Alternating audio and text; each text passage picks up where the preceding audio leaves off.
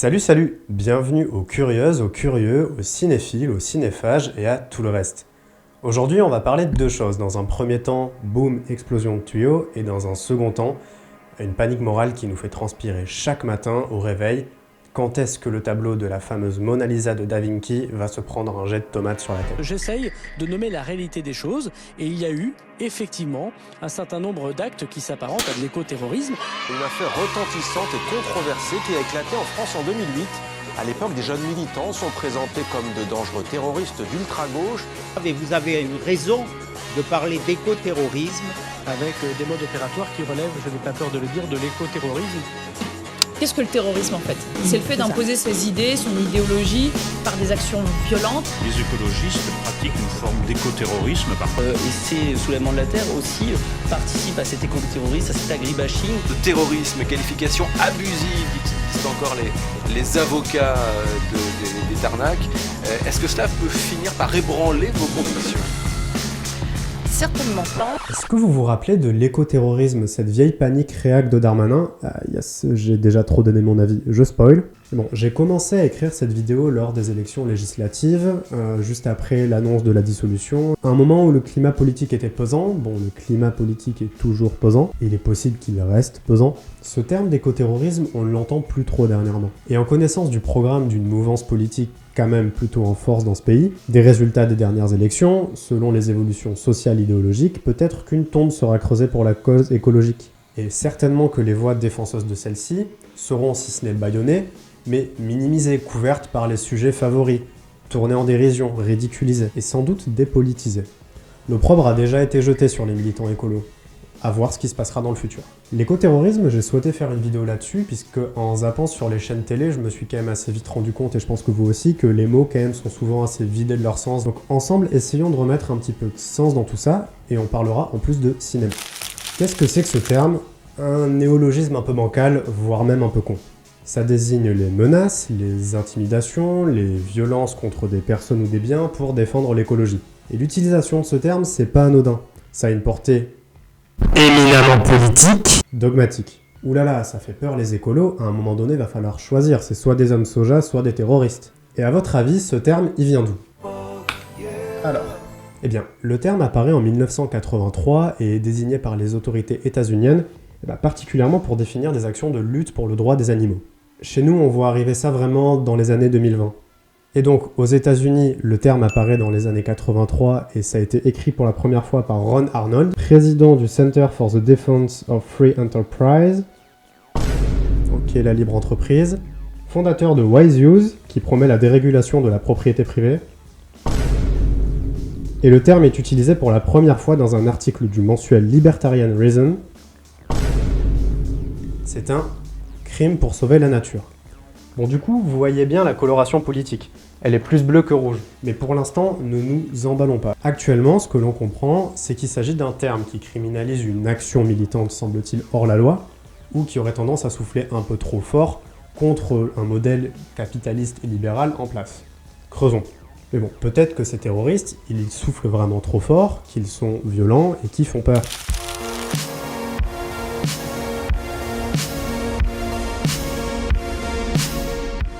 Voilà, peut-être que vous dites qu'on n'a pas besoin de violence, on a besoin d'écologie positive, on a besoin d'amour et de créer du lien. Il faut de l'amour, c'est pas un combat terroriste qui fera avancer la situation. Ce terme, on l'a entendu particulièrement en 2023 et on va être très clair sur les termes sortant de la bouche de Gérald Darmanin, l'ancien ministre de l'Intérieur. C'est pas du terrorisme. La première fois que j'ai entendu le terme, que je l'ai entendu martelé comme un élément de langage par à la fois Darmanin, des politiques, des éditorialistes très précis, etc., c'était pendant donc la période des méga-bassines des Deux-Sèvres. Mais sinon, on pourrait lister quoi comme exemple d'écoterrorisme en France? On aurait l'occupation de la ZAD de Notre-Dame-des-Landes en 2016, le sabotage de matériel de construction prévu pour le chantier de l'aéroport, notamment le cramage de bagnoles, etc. Mais c'était quoi les conséquences judiciaires? Ça a été des amendes, des sursis pour dégradation de biens. Certains sont tombés pour vandalisme aussi, destruction par incendie, mise en danger d'autrui. Il y a eu des TIG aussi, avec les entraves à la circulation et les troubles à l'ordre public. Notamment des violences contre les forces de l'ordre, certains ont réussi à avoir du ferme, genre 6 à 18 mois, mais pas de mention de terrorisme. On a aussi par exemple le sabotage des lignes TGV par le fameux groupe du Tarnac, en 2008, dont Julien Coupa et d'autres ont été accusés de terrorisme. Là, pour le coup, il y a eu un giga tapage médiatique là-dessus. Mais les charges ont été abandonnées, ils ont été acquittés, ça a été un gigantesque fiasco judiciaire celui-ci. Sinon, qu'est-ce qu'on a d'autre? On a Bure en 2017, l'opposition au projet d'enfouissement des déchets nucléaires via l'occupation de la forêt de Mandres en Barrois et le sabotage de matos. Il y a eu des mentions de terrorisme, mais hop, à la poubelle. Certains sont condamnés pour des délits de dégradation et de violence. Greenpeace qui a fait péter des feux d'artifice dans une centrale nucléaire sur le site de Cattenom en 2017 aussi, condamnation pour violation de propriété et mise en danger de la vie d'autrui, mais pas de terrorisme. Et donc, plus récemment, Sainte-Soline en 2023, qu'est-ce qu'on a? Manifestation contre les méga-bassines, délits genre trouble à l'ordre public, destruction de biens et violence contre les forces de l'ordre, mais toujours pas de terrorisme. Et allez, je suis gentil, je rajoute la ribambelle d'écolos qui jettent de la peinture, du jus de tomate, etc. Bon, voilà pour la petite liste. Je lance même pas le débat sur le nucléaire, sur les méga-bassines, etc. On peut être en accord ou en désaccord sur le sujet, notamment sur les méthodes. Ok, il n'y a pas de problème, mais là, attardons-nous sur la qualification de ce terme et de ce qu'il y a derrière. Autre arc narratif de la France, au moment des Gilets jaunes, Laurent Nunez nous dit ça, que plusieurs individus développent une forme de radicalité violente autour de la cause écologiste, et qu'ils ont un potentiel violent énorme. D'ailleurs, un certain nombre d'entre eux sont même fichés S, au même titre que des terroristes islamistes. Si c'est vrai, c'est très grave, et ça fait peur. Peut-être qu'un jour, un écolo va péter un câble et réellement passer à l'acte terroriste, un écolo ou un défenseur de n'importe quelle autre cause. En l'état, actuellement, ce que décrivaient Darmanin et Nunez, c'est pas du terrorisme. Les mots ont un sens et celui-ci a vraiment une définition, un statut clair qui est défini par une directive européenne. À l'époque des méga-bassines, le parquet national antiterroriste l'a confirmé. Il me semble avoir vu ça sur France Info. Il n'y avait pas de procédure sur des militants écolos. D'ailleurs, le terme de l'écoterrorisme n'existe pas dans le code pénal. Il n'y a pas de réalité juridique. Après, vous savez qu'en France, on aime jouer avec les mots, s'écharper sur la qualification d'un terme plutôt que de juger les faits. Et puis c'est toujours drôle de jouer avec la sémantique et d'inventer des mots poubelles dans lesquels on fourre ce qu'on veut, et j'ai même pas besoin de les citer, vous les connaissez. Et donc, tous ces actes qualifiés de terrorisme, c'est pratique, parce que bon, on négocie pas avec les terroristes, et on doit combattre cette violence. Si un jour, vous vous retrouvez face à un terroriste, eh bien, méfiez-vous. Mais quand j'entends ça, ça me titille. Qui utilise ce terme? Celles et ceux qui ont une posture soit libérale, soit réactionnaire, soit normie qui répètent ce qu'ils voient à la télé sans trop réfléchir. Ah mais oui, ça fait un peu peur, et puis ça touche à mes affects, ah mais ces gens-là ils veulent m'enlever ma voiture et m'empêcher d'aller au travail et que j'arrête de manger de la viande en me culpabilisant, moi je veux bien qu'ils soient véganes mais ils ont pas à m'imposer leur choix de vie comme le lobby LGBT. Bon là j'ai tapé le bingo d'une conversation inintéressante à table où il faut avoir un avis éclairé sur tous les sujets sans même avoir pris la peine de passer 5 minutes à y réfléchir. Allez, en speech je vous mets Viktorovitch qui explique pourquoi c'est à côté de la plaque. L'atteinte à la vie d'une personne, les enlèvements, les prises d'otages, la capture d'avions ou de navires, les destructions massives d'infrastructures ou encore la libération de substances dangereuses dans la nature, voilà, ça c'est du terrorisme. Ce qui n'est pas du terrorisme par exemple, c'est le fait de mettre des coups de pioche dans un bassin en construction. Et si on continue là-dessus, Xavier Sauvigné rappelle que d'un point de vue juridique, le préfixe éco n'a pas de sens. On parle même pas d'éco-infraction, on va parler d'infraction. Disons qu'un groupe de militants va dégonfler les pneus de SUV. Il y a infraction de sabotage ou détérioration du bien d'autrui par usage d'une arme. Bon, j'espère que je dis pas de conneries parce que je suis pas juriste du tout. Après, vous voulez garder le préfixe? Ok. Éco-sabotage par des éco-activistes, est-ce que ça vous paraît pas un peu moins con quand même? Et un peu moins disproportionné? Parce que c'est quoi un sabotage? C'est un équipement, qu'il soit public ou privé, qu'on empêche de fonctionner. C'est déjà pas la même chose que l'atteinte au bien, et il est possible de dégrader sans saboter. Ok, donc saboter, quel est le risque? Le saviez-vous, l'article 322.3 du code pénal réprime le sabotage et la destruction et la détérioration des biens d'une peine de 5 ans de prison et 75 000 € d'amende en cas de circonstances aggravantes. Donc ça c'est pour les biens d'utilité publique, les infractions réalisées en raison de la religion ou de l'ethnie du proprio, ou en cas de danger et péril pour la vie humaine. Après pour la peine de base, ça va taper dans les 2 ans de prison et les 30 000 je crois. Ok. Il y a un risque donc. Et pourquoi les militants y prennent ce risque? Parce que si des enjeux aussi majeurs ne sont pas assez pris au sérieux par les institutions ou des acteurs privés, quel autre chemin pour agir dans l'urgence, on peut se demander. Dans ce cas-là, le sabotage pourrait être une forme de résistance. Bon, pas besoin de vous faire un cours d'histoire de France sous l'occupation. Vous avez vu que selon l'angle qu'on prend, on peut passer du terrorisme à la résistance. Parce que quand une cause est suffisamment juste, des actes répréhensibles peuvent devenir légitimes. On peut débattre de la fin qui justifie les moyens, etc. Mais dans le cas d'actions de ce type, in fine, si action en justice il y a, c'est au juge de juger une action citoyenne. Posez-vous la question, est-ce que vous voulez réellement vous battre contre un groupe de militants qui flinguent un tuyau ou qui emmerdent des gens au musée, plutôt que de comprendre réellement le sens de ces actions? Vous vous demandez pourquoi est-ce qu'on en arrive là? L'exercice intellectuel est quand même un petit peu plus intéressant. Parce que si on regarde du côté des États-Unis, pour le FBI, toute attaque contre des biens qui a des motivations politiques, c'est du terrorisme. Voici leur définition exacte. L'usage ou la menace d'utiliser la violence de manière criminelle contre des victimes innocentes ou des biens par un groupe d'orientation écologique pour des raisons politiques liées à l'environnement. Et donc 2001, c'est une année où on est un petit peu tendu. Je parle pas du renommage officiel de Calcutta en Kolkata, ni du deuxième mandat de Tony Blair en tant que Premier ministre anglais, mais bien d'un événement impliquant 2 immeubles. Et en 2001, le Earth Liberation Front et Reclaim the Streets, hop, menace terroriste. Ce qui facilite les mises sur écoute, les infiltrations, la collecte de données perso, etc. Et la question qu'on veut se poser, c'est est-ce qu'on veut se faire tartiner par le soft power états-unien et est-ce qu'on veut s'aligner sur eux dans les mois et années à venir? Allez, on parle des États-Unis et d'éco-terrorisme, et je vais vous parler d'un film, probablement le plus connu de cette sélection. On va commencer par How to Blow Up a Pipeline, réalisé par Daniel Goldhaber. Il s'agit d'un groupe d'activistes qui souhaitent faire péter une pipeline pour créer un boom entre autres sur le prix du pétrole et faire chier les puissants, faire réagir pour la cause écologique. Dans le prochain film dont je vous parlerai, les personnages, eux, veulent faire péter un barrage.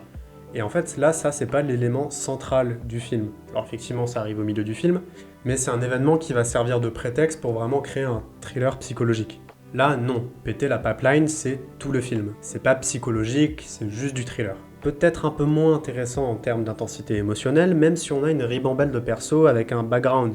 Celle qui est en deuil, celle qui est prête à se sacrifier, celle qui est condamnée, celle qui suit le mouvement par amour, celle et celui qui sont tiraillés entre le fait de trahir pour sauver leur peau ou avancer jusqu'au bout, etc. Les persos sont plus ou moins bien construits, mais l'intérêt du film est assez similaire à celui d'un film de casse à la Ocean Eleven. On va suivre en fait toutes les étapes de préparation, de l'organisation, de la constitution d'un groupe, de la préparation de bombes, etc., etc. Et donc on va suivre un groupe assez hétéroclite, des punkanards nés bourgeois, du père de famille texan un peu caricatural qui se branle sur son gun et qui crache par terre. Donc c'est politiquement lissé pour essayer de faire ressortir l'universalité de ce combat. C'est assez bien ficelé pour nous accrocher au film, même si parfois il y a un peu de lourdeur, mais de temps en temps de la finesse. Et pour en apprendre plus sur les personnages, pour les caractériser, le film a des coupures flashback. Personnellement, c'est un procédé qui a tendance à me gonfler, mais là j'avoue que c'est quand même assez bien ficelé, donc j'ai pas trop de critiques à ce sujet. La musique oppressante, c'est parfois quand s'arrêter, parce que le silence a quand même un pouvoir bien plus oppressant parfois. Des fois, elle sait pas s'arrêter. Donc voilà, le film, il oscille quand même un peu entre de la lourdeur et de la finesse tout le long, mais on arrive à un équilibre qui rend quand même le visionnage intéressant. Il y a pas mal de petits fusils de Tchekhov qu'on remarque facilement et qui nous mettent dans l'attente d'un moment sans trop savoir ce qui va se passer. Voilà, ce perso qui envoie des messages en secret, ce perso qui pose ses doigts pleins d'empreintes partout alors que tous les autres ont des gants. Le film nous tient quand même en haleine. Et le prochain film dont je parlerai va mettre les personnages face à un problème éthique qui n'était pas prévu, tandis que dans celui-ci, ils vont être face à un problème éthique sur le moment, sur le feu de l'action. Et c'est intéressant de voir les deux approches dans ces deux films. Et surtout le sujet de la qualification de terrorisme dans le cadre de sabotage, de la possibilité d'être dans l'illégalité en mettant en avant la légitimité, on a une scène au milieu du film qui prend le temps d'exposer ce questionnement avant de repartir à l'action.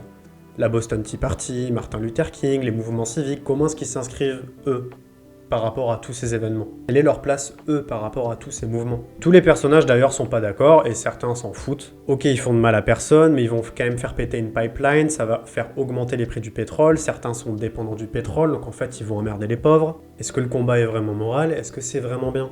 En tout cas, ce film va porter un message écologique de manière peut-être un peu plus frontale qu'un Avatar ou une Princesse Mononoke, ce qui n'en fait pas un meilleur film, on se calme. Et sans doute un peu trop frontal pour nos amis américains, parce que le magazine Rolling Stone a reçu 35 lettres d'avertissement, d'au moins 23 entités fédérales et étatiques pour alerter du risque que représente la mise en avant de ce film, qui pourrait inspirer des gens. Bon, je crois pas qu'on ait vu trop d'effets How to Blow Up a Pipeline, comme on a sûrement pas trop dû voir d'effets Ocean Eleven, avec plus de braquage de casinos, ou d'effets collatéral avec plus de prise d'otages dans des taxis, ou d'effets Nocturama avec plusieurs attentats sur des points stratégiques à Paris et des jeunes qui se réfugient dans un centre commercial. Par ailleurs, ce film est inspiré d'un essai politique écrit par Andreas Malm du même nom. Basiquement, on retrouve dans son essai le questionnement qui parcourt les films cités. Il critique la croyance qui voudrait que seule la non-violence est moralement acceptable et que stratégiquement efficace, quand même la non-violence est très importante. Il ajoute d'ailleurs que l'idéologie d'une croissance infinie est violente par son principe d'exploitation des ressources. Ainsi, être violent avec des infrastructures violentes pourrait être légitime selon lui. Une défense, une résistance. Il se dit que défendre l'intégrité physique d'une machine qui elle-même flingue la planète n'a que peu de sens d'un point de vue moral. Et il propose d'ailleurs des conditions de sabotage, qui seraient du dernier recours. Il faut à tout prix limiter les dégâts collatéraux, etc. Bref, pour lui, une manif ça peut être importante, mais ça va pas changer le monde. Le sabotage peut être légitime et nécessaire pour contrer un autre type de violence. Voilà. Selon lui, le sabotage peut être légitime et nécessaire pour contrer un autre type de violence, mais dans des cas précis et contrôlés, c'est pas la foire à la saucisse. Donc le film prend les arguments et les idées de Malm pour les mettre dans la tête et la bouche des personnages, créer une histoire, de l'émotion pour questionner le spectateur. Bon, ok, le terme n'a pas d'existence juridique en France, mais est-ce qu'on peut dire qu'une chose n'existe pas parce qu'elle n'est pas dans le code pénal ou dans le DICO? Question donc, y a-t-il à date des militants, des groupes écolos condamnés ou poursuivis pour des agissements terroristes? On l'a vu? Non. Bon ok. Le bureau de lutte antiterroriste a déjà été saisi dans une affaire. Non, faut quand même aussi dire quand les choses vont pas, faut le dire. Car ces militants étaient poursuivis pour avoir décroché des portraits du président dans les mairies en 2019. Bref, in fine, aucune mention de terrorisme dans cette affaire, et heureusement parce que la honte sinon. Bon, qu'est-ce qu'on tente de faire quand on emploie ces mots et qu'on y met les grands moyens? Flinguer des luttes légitimes. Par exemple, via l'utilisation de la loi séparatisme, pour dissoudre les soulèvements de la Terre, mais bon, ça a été annulé par le Conseil d'État, dommage. Bref, ce mot, c'est un épouvantail. Le discours écolo prend de l'importance et peut mettre à mal le pouvoir qui ne s'inscrit pas dans ces sujets. Donc on va certainement, j'espère me tromper, mais observer une augmentation des discours qui vont caricaturer, réprimer et faire augmenter les violences. Peut-être moins si le pouvoir est dans les mains d'une gauche progressiste, sociale, écolo, etc., etc. Et là encore, la gauche parfaite au pouvoir, on peut l'espérer, mais y croire c'est autre chose. En tout cas, le contexte actuel fait naître la crainte d'une projection médiatique, politique, etc. sur le sujet. Bon, deux choses. Ça, c'est du terrorisme. Ça vous fait peur. Je dis pas que ces actions sont pas casse-couilles et qu'elles peuvent pas causer du tort, notamment aux agriculteurs, aux employés des musées, aux cheminots, etc. Mais est-ce que ça vous terrorise? Si c'est le cas, va peut-être falloir retourner pousser à la salle et ouvrir un fight club pour gagner confiance en vous. La question qu'il faut se poser, c'est pourquoi est-ce qu'on utilise ce terme? La définition ne correspond pas, l'origine de ce terme est douteuse. L'utilisation de ce mot, c'est une volonté politique, d'une part pour effrayer, et d'autre part pour criminaliser des militants politiques. L'enjeu est d'en faire une menace et par la même occasion de diaboliser leur combat. Cependant, ce combat, il peut impliquer des actions illégales. Oui. Certaines actions menées par des militants sont illégales. Bon, après, tu dégueulasses le parquet d'un musée, tu vas faire des tiges, tu fais péter un tuyau. Oh non, je vais citer Gabriel Attal. Au pire, tu casses, tu répares. Et puis, si condamnation il y a pour telle ou telle raison, condamnation il y a. Ces militants, ils savent ce qu'ils font et ce qu'ils risquent. C'est logique, on va pas les renvoyer chez eux avec une petite tape sur l'épaule parce que c'est des gentils militants écolos désespérés. Ils sont hors la loi, ils sont jugés comme tels, qu'on soit moralement avec ou contre eux, ça y change rien. Et du coup, quand il y a des actions violentes, alors éventuellement, on pourrait parler de violence symbolique, de cette jeunesse qui veut déboulonner les statues de votre passé, vos racines et vos souvenirs, etc. Non, mais parce que les derniers qui s'en sont pris à l'art, c'est quand même les nazis. Attendez. J'étais en train de faire cette blague, mais je viens d'avoir le flashback que des gens ont vraiment fait ce raccourci Mario Kart pour de vrai. Qui s'en prend à l'art en règle générale? Les fascistes, les nazis? Ouais, dans le cas où il y a destruction d'œuvres, de monuments culturels, là ça touche directement aux affects, etc. On peut débattre, mais avec des exemples pareils. Voilà, j'ai quoi d'autre comme exemple? Oui, ici, la cimenterie Lafarge à Boucan-Bel-Air. Des câbles sectionnés, des sacs de ciment éventrés, des tags, des sabotages de l'incinérateur. Pour le pire, ou des jets de jus de tomate sur une vitre d'un tableau. C'est vraiment de la violence, du terrorisme. Dépasser le fait d'être choqué 5 secondes parce qu'on n'est pas habitué. Après avoir laissé passer une réactance primaire, pas sûr que ça vous empêche de dormir la nuit quand même. Juste rapidement, point sur les aspergeages de tableaux. À ma connaissance, il y a eu des actions au Louvre, Barberini, Londres, Prado, mais aucune dégradation irréversible, donc on peut dormir sur nos deux oreilles. Et dans le cas où il y a une confrontation musclée avec les forces de l'ordre, bah évidemment qu'il va y avoir de la violence, mais c'est de la confrontation qu'il est, ça va pas être l'action initiale. Posez-vous la question, est-ce que les gilets jaunes, c'est des terroristes? Et est-ce qu'on fait les comptes de qui prend le plus cher? Je suis pas sûr que ça soit très intelligent de faire ça. Alors oui, il y a des flics qui sont pris des boules de pétanque, des cocktails Molotov, certains ont été blessés, certainement gravement. Les militants, ils mettent pas que des fleurs dans leurs fusils. Des manifestants aussi se sont fait lever salement. Voilà, les gilets jaunes éborgnés, on s'en rappelle, les fameux prolo-terroristes. Ok, militant versus police, il y a toujours eu de la violence dans les affrontements, ça peut être grave ok, mais bon là, encore une fois, tirer sur le terrorisme, ça n'a aucun sens. Disons qu'on a de la violence, de la lutte, de la dégradation, des actions illégitimes aux yeux de l'État. Alors j'ai peut-être un terme plus précis qui s'appelle Oriot, désobéissance civile.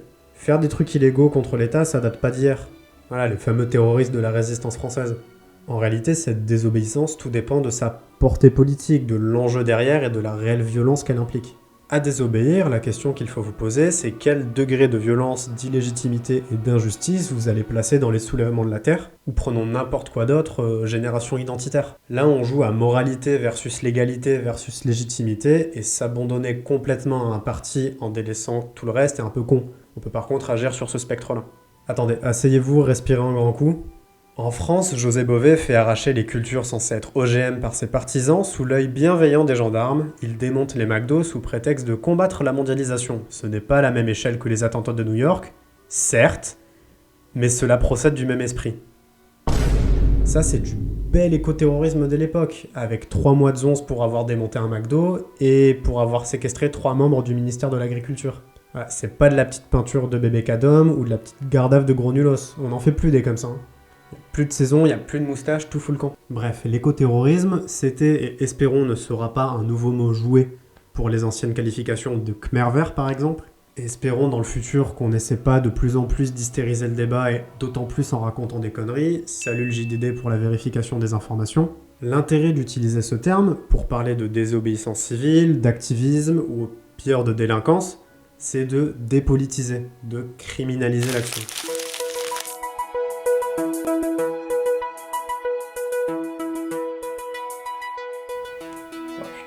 Il est là, le réchauffement climatique. L'action politique et le jardinage médiatique offrent peu de perspectives d'évolution. Donc à quoi ça sert tout ça? À créer un espace de visibilité. Est-ce que ça dessert vraiment le combat des actions que vous jugez anecdotiques ou connes? Les écolos fous du bus là on n'en peut plus, avec leur sarouel, ils fument des joints, nanana. Attendez, il existe plusieurs partis politiques, il existe plusieurs branches de féminisme, il existe plusieurs écolos. Wow. Il existe une pluralité des luttes, une pluralité des modes d'action. Alors oui, il existe des divergences, même au sein d'un même mouvement. Certains font des plateaux télé, d'autres bossent pour des boîtes. Certains sont des militants activistes dans la rue. Et même parmi ces militants-là, il y a plusieurs branches. C'est la pluralité des stratégies, militantes ou non militantes, qui font la force d'une lutte. Bon après, pas toujours quand certains partent en couille ou se peignent en vert, mais ce que je dis va dans le sens de Vincent Gay et de Nicolas Heringer, auteurs de Pour la justice climatique, stratégie en mouvement. Et quel intérêt dans cette diversité? Parce que le sujet écologique, il va s'attraper par plusieurs bouts. On a toutes et tous différentes affinités, connaissances, et on est toutes et tous touchés différemment. Donc c'est utile et intelligent d'avoir des voix qui s'expriment sur différents enjeux relatifs à ce thème, et également différents modes d'expression. Si dans une salle de classe, disons une salle de SVT, vous me parlez de géologie, vous avez intérêt de me faire toucher des cailloux et de me mettre un œil dans le microscope pour me faire observer du feldspath. Mais peut-être que toi, pour t'intéresser à la géologie, tu vas préférer bercer ton oreille de belles aventures, de belles histoires, ou alors de te faire sortir ta loupe pour aller chercher des indices du passé dans la garrigue. Ouais non, en fait, ça c'est mieux. Voilà, disons que peut-être, contrairement à moi, t'auras pas forcément envie d'expérimenter, mais tu préféreras plutôt écrire et écouter. Et là, on parle à l'échelle individuelle. Elle, eux, ces gens-là, ils peuvent aussi faire bouger les lignes, entrepreneuriales, étatiques, juridiques, etc. Il y a tellement de leviers, pourquoi en toucher qu'un? Et en disant ça, j'appelle pas le monde entier à faire du sabotage ou à aller casser les couilles aux gens dans les musées. C'est d'ailleurs pas la voie que j'ai choisie. Je dis pas que c'est cool, et qu'il faut dire bravo, vous êtes assez intelligent pour vous faire votre propre opinion. Mon but c'est d'expliquer ça et de fouiller un petit peu plus que sur certains plateaux télé. Des actions radicales ont plus d'impact. Des études telles que celle-ci en parlent. Quand je dis plus d'impact, je parle de visibilisation du sujet, plus d'occupation de l'espace médiatique. Vous vous doutez bien que comme on parle de sujets environnementaux, au temps long, c'est difficile de savoir si ce groupe qui s'est collé la main à la route va avoir un réel effet sur la diminution de 0,0004 degrés à horizon 2100. Mais ça a un impact en termes de visibilité. Basiquement, ce type d'action va déplacer la fenêtre d'Overton. En fait, ça signifie que la radicalité de certaines actions vont rendre plus acceptables certaines actions, certains propos, qui auparavant étaient inaudibles ou impensables. Voilà, l'allégorie de la fenêtre exprime un déplacement du curseur vers la radicalité, l'impensable, le tabou, et permet de placer au centre de la fenêtre ce qui auparavant était inacceptable et devient plutôt la norme, ou du moins devient audible et visible. C'est un des principes qui explique aussi la percée culturelle de l'extrême droite. Un Papacito sans limite et un Zemmour débridé, ça va faciliter un discours cravaté de Bardella. Faire une ZAD et se taper dessus en hurlant des discours anarchistes, vouloir tout détruire, reconstruire et utiliser des vélos comme seul moyen de transport, ça va permettre de mettre au centre de la fenêtre le fait de passer un plateau télé pour parler de décroissance, ou simplement des enjeux de durabilité face à la rentabilité. Et de l'autre côté de la fenêtre, il y a mettre sa bite dans des puits de pétrole parce que on adore les gaz à effet de serre. Nouveau détour du côté du cinéma, on reste aux États-Unis, mais promis, après je vous parle de films français. Putain, j'ai dit français au lieu de français. Putain, je suis en train de perdre les cigales et la lavande en moi là, c'est grave. Wow. Night Moves de Kelly Richard. Kelly Richard que j'ai découverte comme probablement pas mal de monde avec First Cow, qui est un très chouette western et qui ressemble pas à l'idée que vous pouvez vous faire du western pour celles et ceux qui connaissent de loin. Il n'y a pas de filtre jaune et de combat de regard dans le désert. C'est un film où deux amis vendent des beignets, vont avoir un petit succès, et pour faire ces beignets, ils vont voler le lait de la première vache introduite sur le sol américain. Et vous vous en doutez, ça va partir en sucette. Bref, Night Moves, c'est un excellent film qui présente un petit groupe d'activistes évoluant de manière différente dans le milieu de l'écologie. Entre un Josh insupportable, presque robotique dans sa manière de se comporter, qui vit dans une communauté, une Dina plus fun, fille bourgeoise qui souhaite mettre son argent au service d'une cause qui la dépasse, et un Harmon sauvage, solitaire, pas totalement survivaliste, moins sérieux, mais avec un background. On a également des persos secondaires qui sont toutes et tous intéressants et qui peignent vraiment une belle partie du spectre de l'action écolo. On voyage dans les beaux paysages de l'Oregon jusqu'au point central du film qui est de faire péter un barrage. Et ce qui est particulièrement intéressant avec ce film, c'est que la réalisatrice pose sa caméra et nous laisse observer sans porter de jugement. Elle n'a pas besoin de nous enfoncer une petite cuillère dans la bouche pour nous donner un point de vue et de la morale. C'est une caméra qui juge pas et qui observe. D'ailleurs, en parlant de caméra, au niveau du montage, c'est assez particulier. Des fois, des scènes, elles s'étirent pas mal, tandis que d'autres sont vraiment cut, limite en plein milieu d'une phrase, il me semble. Je pense que j'ai pas encore saisi toute la subtilité du montage, faudrait que je le re-regarde certainement. Mais de mémoire, ça s'étire parce que ça fait de la tension, et ça cut parce qu'on n'a pas le temps de niaiser, qu'il faut qu'on passe réellement au cœur du film. Bah, matez-le et dites-moi ce que vous en pensez. Mais si le montage est parfois surprenant, la mise en scène, elle est vraiment soignée. Et elle laisse le temps au film de se construire. Bref, c'est un film qui devrait pas vous faire baisser les yeux par vos téléphones parce que vous allez être tendu normalement tout le long.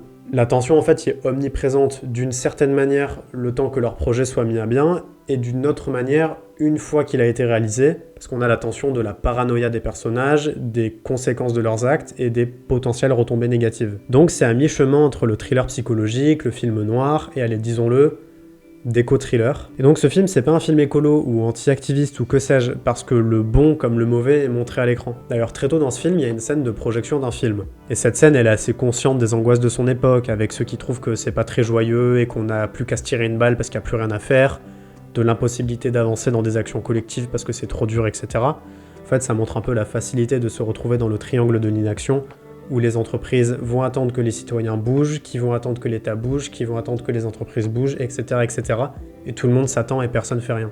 Et ça expose aussi l'importance et la légitimité des actions, et que faire quand on est en petit David contre des milliers de Goliaths. Et en fait, ce que dit la réalisatrice de la Projo dans ce film, c'est qu'elle s'intéresse aux petites actions individuelles, et qu'elle n'attend pas des grandes machinations, à la fois des États, des entreprises, des citoyens, etc. Mais ce qui compte, c'est les petites actions individuelles. Ce qui compte, c'est de passer à l'action, quelle que soit l'échelle. Alors, c'est pas un film écolo, car le cœur du sujet, c'est la conséquence de nos actes, dont ceux qu'on n'avait pas prévus, la culpabilité. Car, je vous spoil le milieu du film, oui, le barrage, il va exploser. Et c'est pas l'apothéose du film. Là, la deuxième moitié du film vous tend en permanence en vous projetant dans la paranoïa de Josh, et en vous montrant la détresse des personnages face à leurs actes qui les ont dépassés. Si vous voulez réfléchir à un film qui vous pose la question « Est-ce que la fin justifie les moyens ?», c'est pour vous. Vous avez déjà entendu, ou vous l'êtes déjà certainement dit, « Ah, c'est contre-productif pour la cause ». Pensez ça, c'est plutôt de la croyance, c'est pas de l'ordre du factuel. On sait pas. On sait que ça ouvre la voie et qu'une portée médiatique est plus grande, mais savoir si une action là a un impact durable dans le futur, on sait pas, on peut pas le mesurer. Mais c'est sûr que rester le cul vissé sur notre canapé, ça va pas changer grand-chose. Et savoir, ça peut être intéressant. Le dilemme de l'activiste, ça a été étudié. Jetez un œil au papier de Rob Wheeler, Chloé Kovachev et Mathieu Feinberg. Ils ont étudié ça sur 6 expériences, dont 3 déjà enregistrées sur différents mouvements. Alors on avait le droit des animaux, les anti-Trump, anti-avortement avec des blocages, du vandalisme, etc. Alors ce qu'il en sort, c'est que oui, les actions extrêmes tendent à diminuer le soutien populaire. Parce que même si légitime, la radicalité effraie, et sont considérées comme peut-être plus légitimes généralement les actions non violentes et bien organisées. En vrai, ça se tient quand on y réfléchit 2 secondes.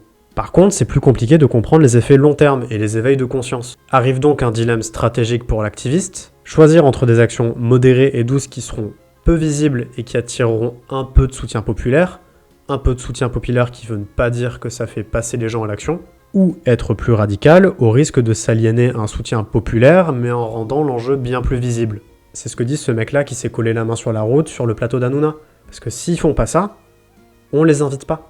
Donc voilà, même si le normie fait ouin-ouin en voyant des actions plus radicales, on sait pas vraiment si c'est réellement contre-productif. Comment mesurer ça? Comment mesurer et comprendre toutes les chaînes de causalité pour le passage à l'action et dans la tentative d'avoir le plus beau scénario du GIEC? Raison pour laquelle Dana Fisher appelle à plus de financement pour comprendre les différents mouvements et leurs stratégies pour lutter contre le changement climatique. Les fonds de recherche consacrés aux sciences sociales de l'atténuation des émissions est d'environ 0,12% entre les années 90 et 2018. Donc bon, faut peut-être rajouter 2-3 billets. Bon, mais qui sont vraiment les écoterroristes? On a déjà dit que c'était un vieux mot valise, creux et contradictoire. Attention, si vous voulez jouer sur les mots, il y a une notion de terrorisme écologique dans le code pénal. Ah, tu vois? Non, calmez-vous. Le fait d'introduire dans l'atmosphère, sur le sol, dans le sous-sol, dans les aliments ou les composants alimentaires ou dans les eaux, y compris celles de la mer territoriale, une substance de nature à mettre en péril la santé de l'homme ou des animaux ou le milieu naturel. Merde, t'es en train de me dire que vos écoterroristes, ils luttent contre le terrorisme écologique? Aïe aïe aïe, ça devient compliqué. Donc cette utilisation du terme plutôt réac est dangereuse si on laisse faire, parce que ça va créer de la peur, ça va vider toute la substance des mots, etc.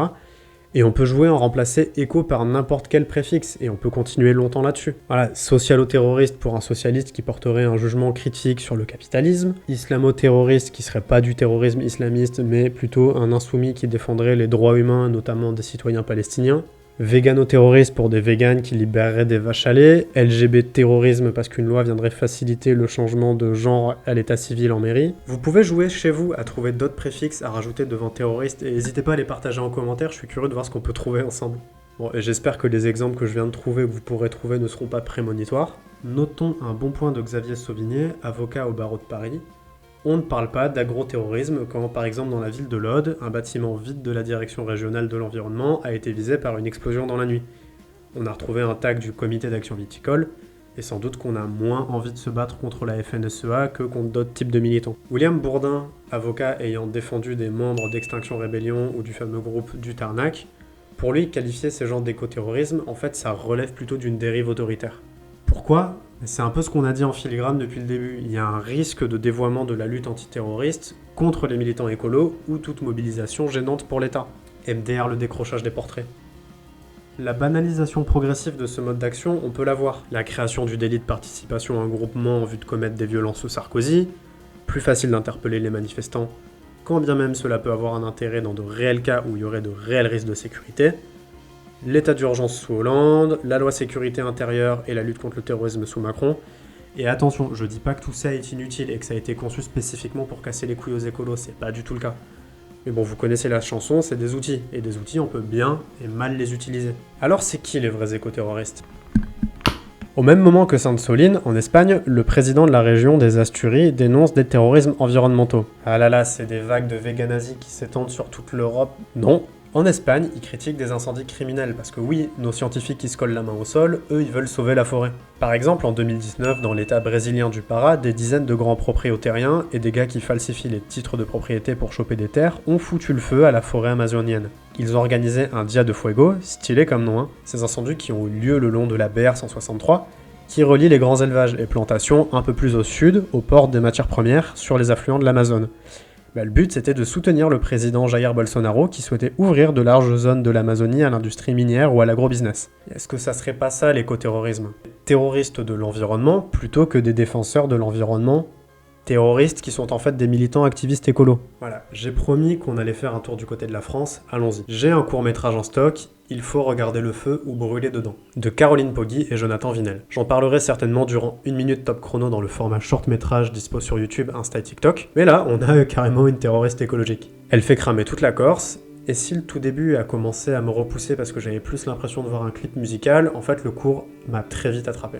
Et il m'a très vite attrapé par sa singularité. C'est assez expérimental, un cours qui laisse penser tendre vers le nihilisme, mais qui en fait pas tant que ça, parce que le personnage souhaite plus reconstruire, régénérer par la destruction. Soigner la Terre en la brûlant et cautériser notre manque d'attention. C'est un cours qui est très poétique. On passe de scènes banales à des scènes surréalistes, parfois avec du manque de budget dans les effets, mais ça colle bien à l'effet justement collage du court-métrage, notamment via des images d'archives, etc. C'est une nette tranchée à voir, que je trouve vraiment pas parfaite, et c'est pas ce que je lui demande, parce que ce côté bordélique très bien ficelé, il est venu me chercher par sa singularité. Et elle, là, dans la boîte terroriste par contre. Bon, et dans tout ça, nos militants, plutôt que d'être des méchants terroristes, est-ce que ça serait pas des victimes plutôt? Éviter les dérives des militants, ça passe aussi par un besoin de formation. C'est ce qu'exprime Emma Tosini dans une vidéo de Greenpeace. Il est important de former sur un plan stratégique et pratique. Pauline Boyer ajoute qu'une stratégie de lutte non violente, assumée collectivement pour l'intérêt général contre une loi injuste, ou pour dénoncer des injustices, c'est une force. La désobéissance civile, d'autant plus quand elle est assumée en public et à visage découvert, représente une force politique et met en lumière des injustices qui doivent être visualisées, prises au sérieux. Voilà, Gandhi et sa marche du sel en 1930 pour l'indépendance de l'Inde, c'était quoi, un indépendanto-terroriste? Rosa Parks et Martin Luther King dans les années 50 pour le Civil Rights Movement, des afro-terroristes? Et Dick Leach dans les années 1960, un homo-terroriste? Est-ce que vous avez eu le temps de les trouver, de les mettre dans les commentaires, ceux-là, ou vous en avez encore en stock? Et l'écologie, est-ce que c'est vraiment une lutte illégitime pour vous? Est-ce que vous dessinez vraiment une ligne infranchissable sur de la peinture orange et sur du déboulonnage de machines? Et parlons un peu de la place de ces militants dans le monde. Parce qu'en 2021, 200 sont morts assassinés selon l'ONG Global Witness. Et le début du recensement a commencé en 2012, on a depuis 1733 meurtres. Alors, sans aller jusqu'au meurtre en France en 2023, quelques militants ont reçu de belles intimidations. Le 30 janvier, c'est Paul François qui a fait condamner Bayer Monsanto après avoir été intoxiqué par un de leurs produits. Il est agressé par des hommes cagoulés dans son domicile. Bizarre. Le 22 mars, c'est des agriculteurs en Charente-Maritime qui protestent contre les restrictions d'usage de l'eau d'irrigation et d'épandage des pesticides. Hop, un petit tour au domicile VP Nature Environnement 17, fumier, déchets, pneus, tags homophobes, etc. Alors oui, la condition des agrès est extrêmement dure, mais peut-être que c'est un michote et qu'il fallait aller taper du pied ailleurs, non? Le 27 mars, c'est Marine Tondelier avec un petit communiqué de presse menaçant du président de la Chambre d'agriculture de Lot-et-Garonne, Serge Bousquet-Cassagne, et de la présidente de la coordination rurale 47, Karine Duc. Ne venez pas chez nous, ça va mal se passer, vous n'êtes pas la bienvenue, le territoire vous est hostile. Et c'est triste parce qu'opposer écologie et agriculture, c'est un non-sens. Le 29 mars, c'est une journaliste, Morgane Large, menacée depuis pas mal d'années pour ses enquêtes sur l'agro-industrie, qui pose une plainte à cause d'un déboulonnage d'une roue de sa voiture. Un accident est si vite arrivé. Bref, si vous pensez que les militants c'est des gens qui s'ennuient et qui font ces choses sans savoir pourquoi, on n'est vraiment pas dans la réalité là. Dernier film avant de conclure. Voici un documentaire, Relax d'Audrey Ginesté. Depuis 10 ans, Manon est inculpée dans l'affaire Tarnac dont on a parlé précédemment. Manon est une proche de la réalisatrice, la sœur de son compagnon il me semble, donc on n'a pas un retour sur l'entièreté de l'affaire ici. Ça on peut avoir l'info ailleurs. On a plutôt une caméra humaine portée sur Manon et sur un groupe de femmes qui l'aident à se préparer à son procès. On va suivre l'histoire d'une femme, d'une mère, d'une femme dans son milieu professionnel et d'une femme au milieu de ses tourments judiciaires. On a une belle scène au début de défilement de paysages à la fenêtre d'un train avec le son bien reconnaissable de JT, notamment de TF1, de journalistes qui parlent de terroristes et de gauche radicale violente, parfois des images d'archives, notamment de Michel Alliot-Marie qui s'était pas mal investi dans l'affaire, accompagné de la voix off de la réalisatrice qui explique le moment où elle a appris que Manon était mise en cause. On commence par un long trajet de train, on prend le temps, le docu prend le temps et montre aussi que cet épisode judiciaire a pris son temps, il s'est étalé sur plus de 10 ans tout de même. Le temps s'étire également sur d'autres scènes, telles que ce 1, 2, 3 soleil avec des enfants, où les infos judiciaires arrivent au compte-gouttes et se figent en même temps que les gamins. Juste après une scène absolument horrible avec une armée d'enfants qui soufflent dans des sifflets dans une fête d'anniversaire. Voilà, tout est monté de manière très intelligente. Ce film partage donc des entraînements, une préparation à un procès pour des gens qui, comme explique une femme au sein de ce documentaire, sont des amateurs face à une armée de professionnels. Face à une armée de professionnels qui, comme le suggère une autre, peuvent glisser vers une approche inquisitoriale, sur les idées plutôt que sur les faits. Bref, on y voit le broyage de la machine judiciaire, bien trop imposante, les souvenirs, la solitude, l'injustice et les émotions face à ce qu'il reste à construire pour le futur. La fin offre également beaucoup d'émotions par la lecture du texte préparé par Manon, pour le tribunal et nous laisse ensuite sur un feu de joie. C'est un documentaire très humain qui nous permet de sortir un peu du prisme médiatique qui a été un petit peu excessif. Bon, dans quelle direction vous voulez regarder? Sur quoi vous voulez taper? Et dans quelle direction on évolue? Bref, on retient que l'écoterrorisme, c'est un terme qu'on a pas mal entendu et qu'on entendra peut-être encore, à voir, qui renvoie pas au réel à date. Peut-être qu'à une date future, on pourra pas en dire autant, j'ai pas de boule de cristal, mais l'idée de cette vidéo, c'est pas de dire qu'on peut excuser toutes les actions, juridiquement, moralement, etc. Parce que ce sont des écolos et let's go, c'est la débandade. Vous avez bien vu que les militants, que ce soit Malm ou les personnes de Greenpeace, mettent en avant l'intérêt de l'organisation, du dernier recours pour la radicalité et surtout de poser des barrières, des limites, des normes. L'intérêt de cette vidéo est de prendre du recul sur les mots épouvantails qu'on peut entendre et creuser un peu plus loin le sujet qu'un éditorialiste en hyperventilation. Essayons au mieux de se poser et de réfléchir sur ce genre de sujet sans succomber instantanément aux préjugés, à la réactance ou que sais-je. Et au passage, vous avez des films à ajouter dans votre liste de visionnage. Et merci pour votre écoute. En vous abonnant, vous pourrez découvrir ou redécouvrir des films, des bons, des mauvais, des chefs-d'œuvre et des chimères imparfaites, mais un cinéma qui mérite d'être partagé. En parallèle, on traite également de sujets liés à la société, notamment et particulièrement l'écologie. Je vous invite donc à vous abonner et à ne pas mettre la cloche parce que vous êtes suffisamment stimulé comme ça. Virez vos notifs, vous vivrez mieux. C'est que le deuxième épisode de ce format qui va, je pense, jamais avoir la même forme de toute façon. N'hésitez pas à partager cette vidéo si vous estimez qu'elle mérite d'être vue et à commenter. L'espace commentaire est à vous, suggestions, recommandations, anecdotes, etc. Faites-vous plaisir. Soyez curieuses, soyez curieux depuis votre siège de bureau, votre canapé, vos chiottes ou bien les salles obscures. Coupez!